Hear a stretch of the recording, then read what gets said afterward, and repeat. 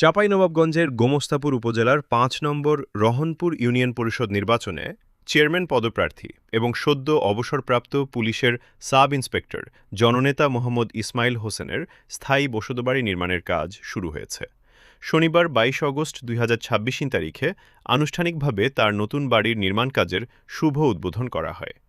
এ সময় উপস্থিত ছিলেন নির্মাণাধীন বাড়ির মালিক মোহাম্মদ ইসমাইল হোসেন, বংপুর জামে মসজিদের মডল আব্দুর রহিম, ফুল বাগানের মালিক সাদিকুল ইসলাম টুটুল, আব্দুল আলিম, মনিরুল ইসলাম, নির্মাণ শ্রমিক মোহাম্মদ ফারুক, মিলনসহ স্থানীয় গণ্যমান্য ব্যক্তি ও এলাকাবাসী।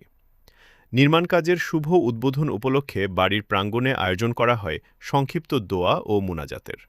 বংপুর জামে মসজিদের মোড়ল আব্দুর রহিম দোয়া ও মুনাজাত পরিচালনা করেন।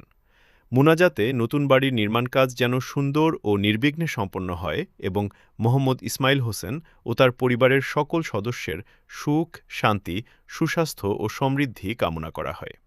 দোয়া ও মুনাজাতে উপস্থিত আত্মীয়স্বজন, শুভাকাঙ্ক্ষী ও স্থানীয় ব্যক্তিবর্গ অংশগ্রহণ করেন।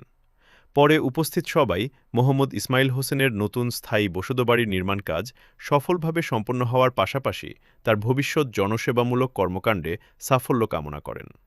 এদিকে মোহাম্মদ ইসমাইল হোসেনের পুত্র ইঞ্জিনিয়ার মোহাম্মদ ইয়াসির আরাফাত সাকিল মুঠোফোনের মাধ্যমে আত্মীয়স্বজন, শুভাকাঙ্ক্ষী ও এলাকাবাসীর কাছে তাদের নতুন স্থায়ী বসতবাড়ির নির্মাণ কাজ সুন্দরভাবে সম্পন্ন হওয়ার জন্য দোয়া প্রার্থনা করেছেন। উল্লেখ্য, মোহাম্মদ ইসমাইল হোসেন দীর্ঘদিন বাংলাদেশ পুলিশে সাব ইন্সপেক্টর হিসেবে দায়িত্ব পালন শেষে সম্প্রতি অবসর গ্রহণ করেন। অবসর পরবর্তী সময়ে তিনি স্থানীয়ভাবে জনসেবামূলক কর্মকাণ্ডে সম্পৃক্ত হওয়ার পাশাপাশি ৫ নম্বর রহনপুর ইউনিয়ন পরিষদ নির্বাচনে চেয়ারম্যান পদে প্রার্থী হওয়ার আগ্রহ প্রকাশ করেছেন। ডেস্ক